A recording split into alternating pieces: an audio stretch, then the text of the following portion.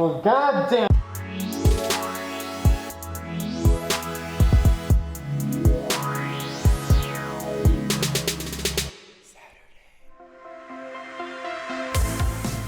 This is my 1985 Pontiac Fiero that I'm restoring. At this point in time, I just finished taking care of the last bit of work on the chassis. The only thing left at this point is taking care of aesthetics, painting all of the body panels. Since the body is plastic, meaning there are no dents or rust to take care of, only the cracks that I have already fixed, it's just a matter of really only sanding, priming, and painting. The company Eastwood has been kind enough to let me try out one of their professional quality HVLP paint guns for this job. Now, my only experience with one of these is with a super cheap one that was used to spray on a release agent for a fiberglass mold I made years back. Never for paint. I only have experience with rattle cans, and if you're one of the 2,000 people that followed my channel before the Fiero series, then you would know that I haven't really had the best luck with painting. It's what I suck most at. So before I start laying any base and clear coat onto the main body panels where the stakes are high, I'll start by trying out some single stage paint on things like the sail panels and the inner rear trim pieces. I'd rather have mistakes on these where it'll be easy enough to repaint or subtle enough to not worry about fixing. It was at this time, when I had all the parts on the ground laid out perfectly in frame with the camera rolling, that I realized I should go ahead and paint the rest of the plastic trim components as well. So in addition to these, I'll be painting the rocker panels as well as the front lip. Now I do need to say that there are products designed to restore faded black panels with either a wipe or spray, but that isn't an option for two main reasons. One, some of the panels aren't the right kind of plastic. Most trim pieces on cars nowadays are injection molded black plastic, but this is a tan cast urethane that was painted black. And the second reason is that the panels that are the right kind of plastic to restore can't just be wiped new because one of them had to have a repair done to it. So, I'll be painting all of these panels. These right here are the tools that I'll be using to do that. I did already mention that Eastwood sent me their HVLP paint gun, but everything else here is also from them, minus the scuff pads and Walmart dish soap. In addition to the gun, there's some inline filters to help trap moisture from the air compressor, as well as this solvent meant to prep the panels for paint. But I also used it to clean out the gun since there is an initial cleaning that is required of any new paint gun. For the actual paint, I'll be using this satin black single stage urethane paint.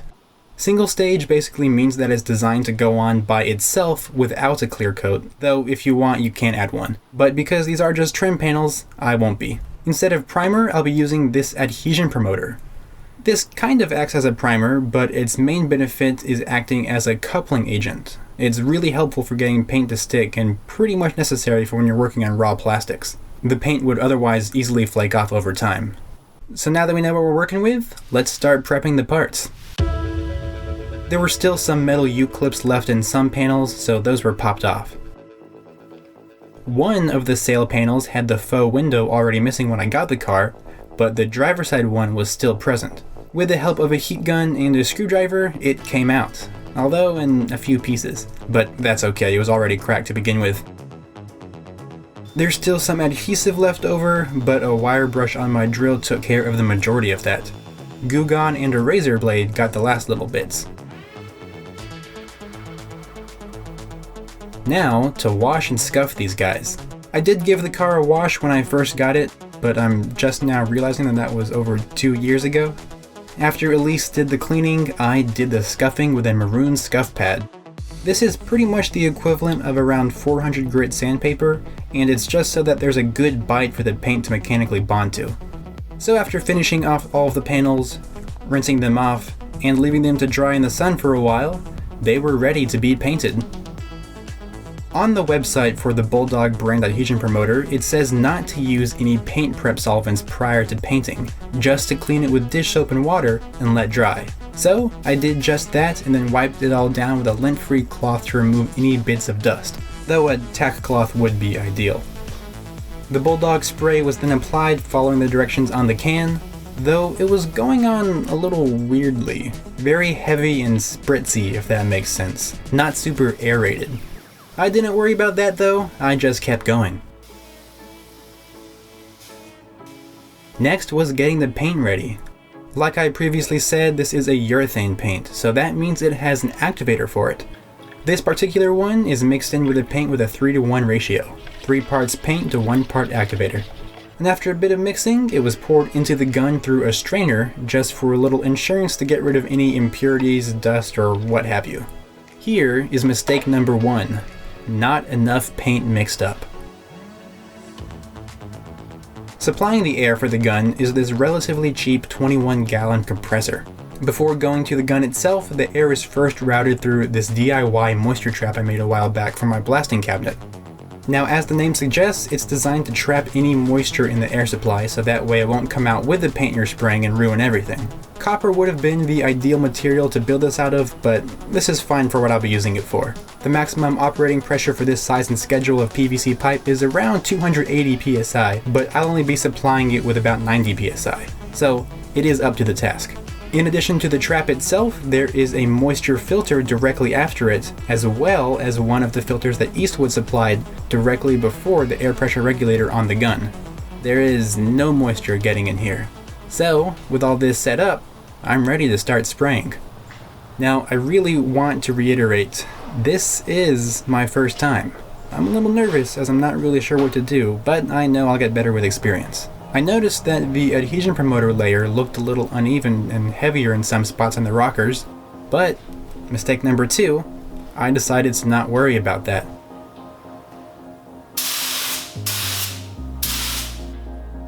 Mistake number 3 is a 2-parter.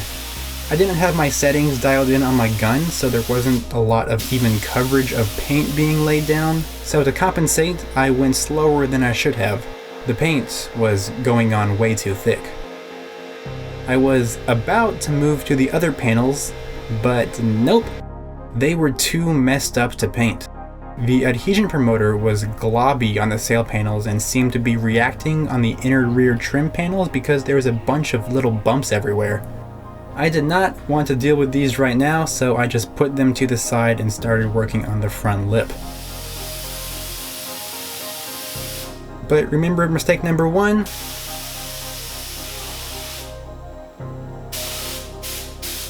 I ran out of paint in the middle of spraying this part. Now, I could have just mixed up some more and finished the job, but with everything that was going wrong with me so overwhelmed by all of this, I just didn't even bother. I called it a night. I'm glad I did, because I don't think there was any saving this paint job. It may look okay at first glance, but with how thick I was laying it down, it orange peeled like crazy. But the worst part was the adhesion promoter issue. Everywhere where it was globby, it was showing through. This was really bad. Really, really bad. So because of that, it's time to start back over.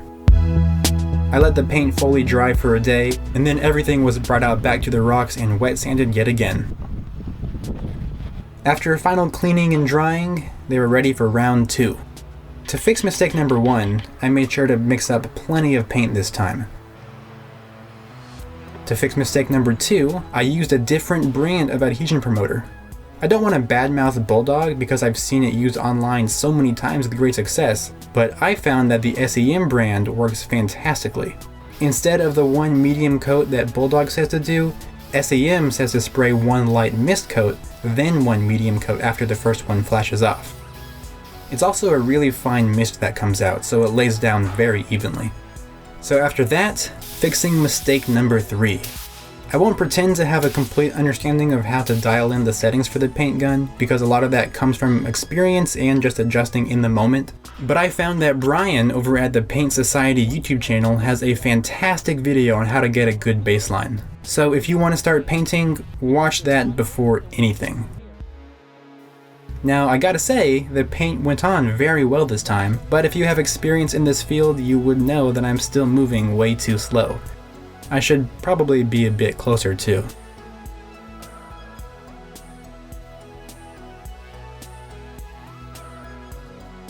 And after the first layer was done and flashed off, I started the second one.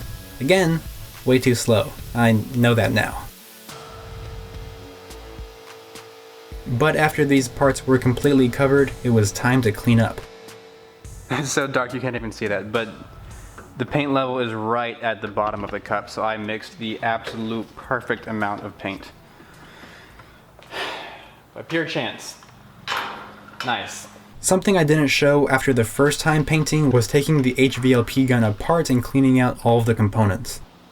Doing this after every paint job is absolutely necessary. Paint accumulations that hide out in the corners or holes in the nozzle would contaminate and ruin future jobs, so everything has to be spotless. When you're cleaning these parts, you have to also have bad posture, otherwise it just wouldn't work.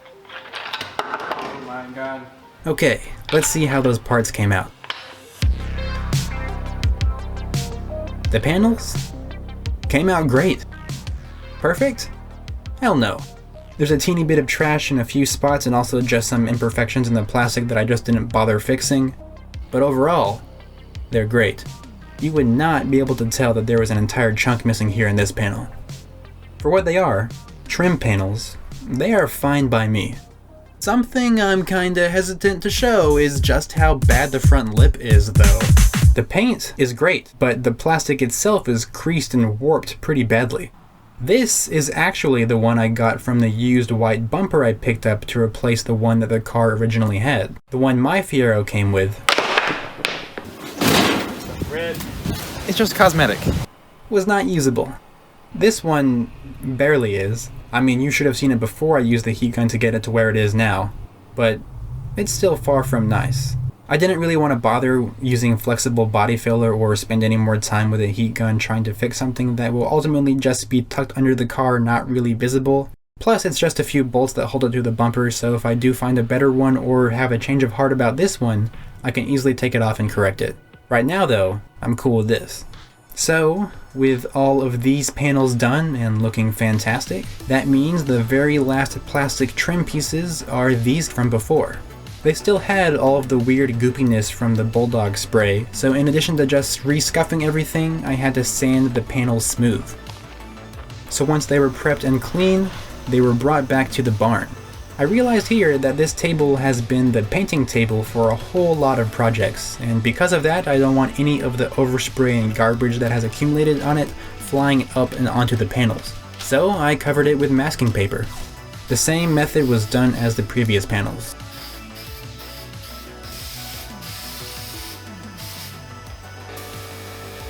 It was going really well, until it wasn't.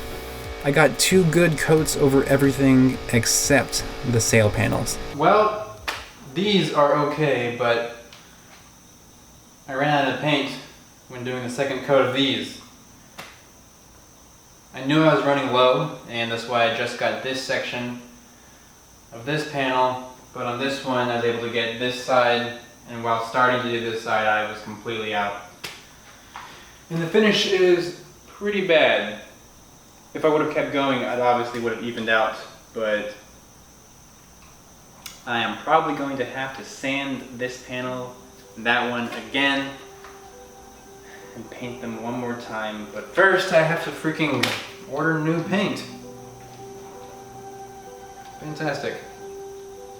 I have to order new paint because I am completely out of the black single stage urethane. I probably wouldn't have run out if it weren't for 3 reasons.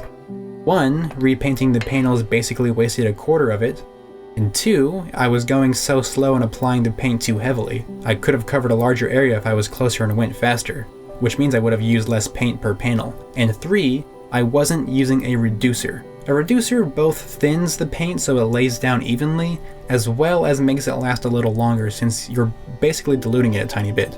It's not necessary to use, but for those reasons, I probably should have. I would just get some more paint, but the Eastwood factory is currently shut down because of the pandemic, so I guess I just have to wait. Okay, I have spent way too much time sanding and priming and sanding for what'll be shown in part 10 of the Fiero series, and the new supplies have just arrived, so it's time to get back to laying down some paint. The sail panels have been prepped yet again, and just like before, there is a mist coat of the adhesion promoter, then a wet coat, and then this time, I did 3 layers of the satin black paint. I made sure to be a little bit closer and move the gun a lot faster.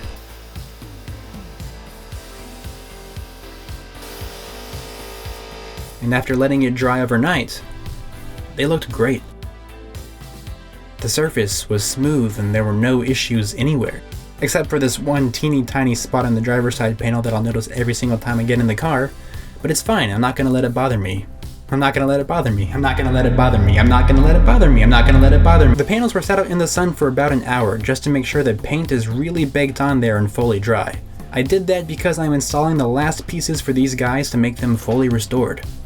So right now, the only thing left for the sail panels is to install the emblems and the faux glass. Now the emblems, you gotta buy. There's pretty much no way to DIY these, at least with good results, and they're cheap enough, you might God damn it, but they're cheap enough, you might as well just get them. But for the faux glass, the faux window, I did want to try and do that myself, but there's kind of an issue with that. Now I wanted to just trace the outline onto some thin plastic sheet, cut it out and stick it on there, but the form doesn't really allow for that. See, the panel has a compound curve, meaning it's curving in two directions. Basically it's a small cutout of a large sphere.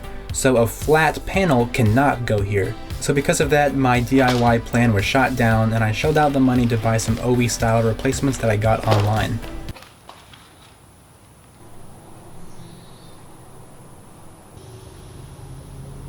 Alright, let's try and make these work. These come with some 3M mounting tape already pre-installed, so you just have to peel it off and stick it on. I was worried at first that the tape wouldn't be strong enough to hold the panel in its curved position since it wants to be flat, but no, this stuff is super sticky. God damn it.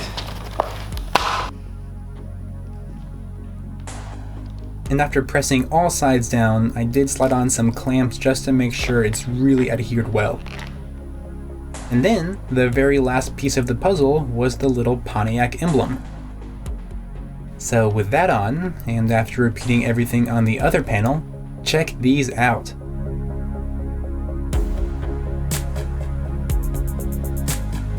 I think it's an understatement to say that these have come a long way from where they were.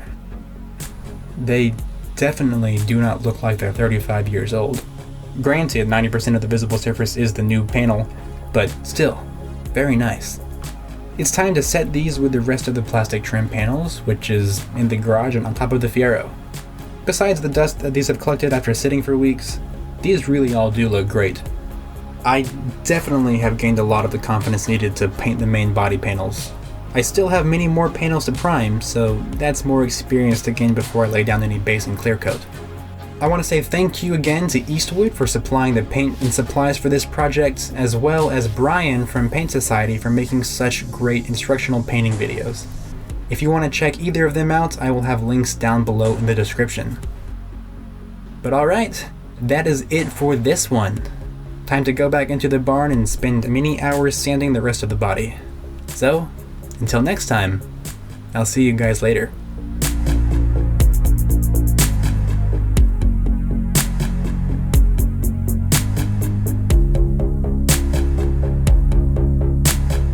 I gotta say, these really do look good. Thank you.